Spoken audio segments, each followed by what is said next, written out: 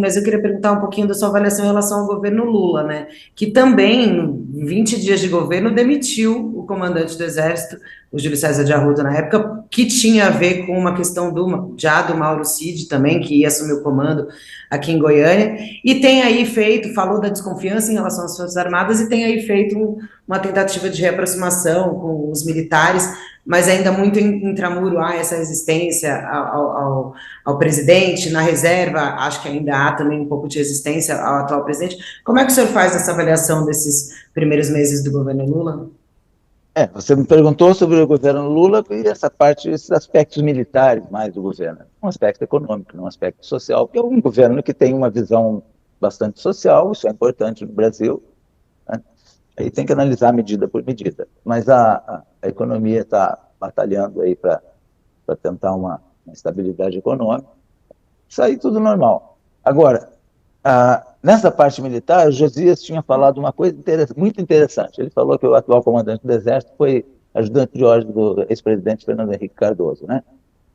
E tem mais, e que ninguém se lembra disso. Passou tranquilo, por quê? Porque o presidente não comprometeu o auxiliar. E não vamos esquecer que o Lula também já teve 2 mandatos e ninguém nem sabe quem foram os ajudantes de ordem. Então, agora, inclusive, ele está sem e não quer ajudante de ordens militares. Mas aí vem uma crítica minha. O presidente Lula está no 3º mandato, já teve 2 mandatos e trabalhou com gente de muito boa qualidade na área militar. Ele sabe disso. Então, quando ele falou no início do governo que tinha perdido a confiança nas Forças Armadas, no Exército, não lembro bem como foram as palavras do presidente, ele está sofrendo o efeito do momento ali, que realmente é um momento crítico, essa passagem de governo foi um negócio crítico, né? Mas ele sabe que os militares que ele trabalhou tinham muito boa qualidade e que continuam com muito boa qualidade. Então, o que está acontecendo? Está acontecendo que você precisa valorizar as instituições. Se você valorizar as instituições, responsabilizar as pessoas individualmente na medida justa, você vai estar fazendo o aperfeiçoamento institucional. Eu vejo que o próprio presidente Lula, ele comete um equívoco inicialmente, mas dá para entender isso, quando ele diz que perdeu a confiança.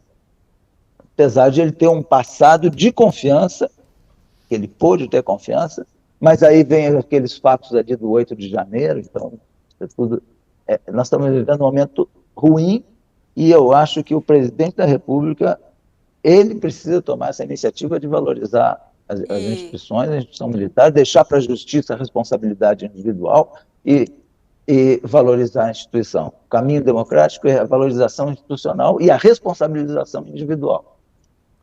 E ele pode ter confiança, general?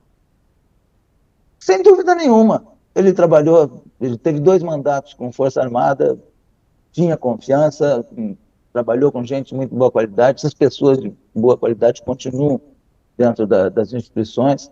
Uma questão de responsabilizar individualmente quem cometeu algum erro e fazer uma valorização institucional. E agora mesmo no PAC, se eu não me engano, foram colocados 53 bilhões aí no projeto para as Forças Armadas.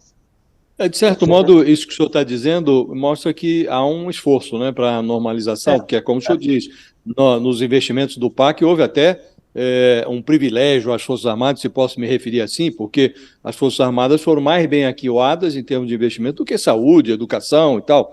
Agora, houve um aspecto, general, durante o governo Bolsonaro, em que um setor das Forças Armadas atribuiu lógica àquela interpretação absurda do artigo 142 da Constituição, que daria poderes moderadores às Forças Armadas e tal.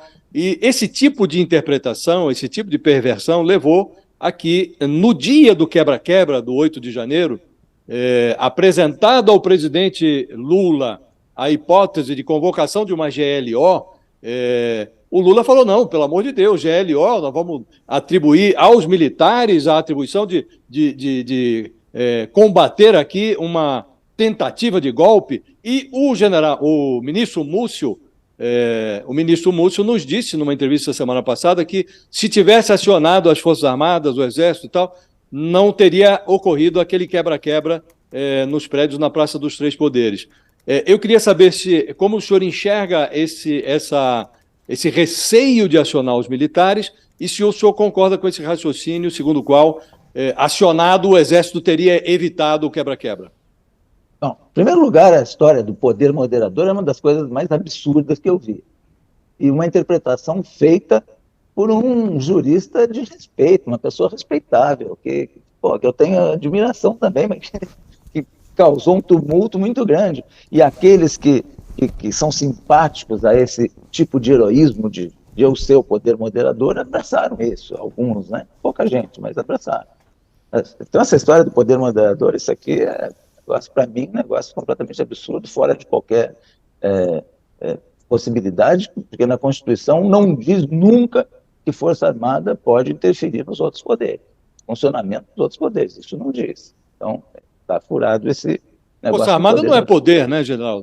Não é poder, não tem nada a ver. Isso aí foi uma história que causou deformação aí na cabeça de muita gente. Bom, a outra coisa aí vem a história desse acampamento, aí é um problema seríssimo, né? Teria que ser um outro programa. Mas o que acontece ali? Tem erro, tem todos os absurdos, e tem um erro do governo. No dia 2, o atual presidente tinha que ter chamado o ministro da Justiça e comandante do Exército e dizer: amanhã eu não quero mais ver o tal acampamento. Tinha que... Isso aí foi uma falha de decisão. Porque se o presidente diz: olha, amanhã, pelo amor de Deus, não quero mais ver o tal do acampamento. Pronto, tinha que providenciar, ir lá, falar com as pessoas, tirar, fazer o que quiser, mas amanhã não quero mais saber dessa história desse acampamento. Mas como o acampamento não tinha tido consequência na passagem da presidência no dia 1º, foram tolerando aquilo, e aconteceu o que aconteceu no dia 8. Se tivesse chamado e ter dito: olha, vocês têm 48 horas, 72 horas para acabar com o acampamento e proteger os prédios públicos, sem dúvida nenhuma teriam feito. Sem dúvida. Não existe a mínima possibilidade de se imaginar que o comando do Exército, que o ministro da Justiça, etc., iriam desobedecer uma ordem. Fica uma dúvida.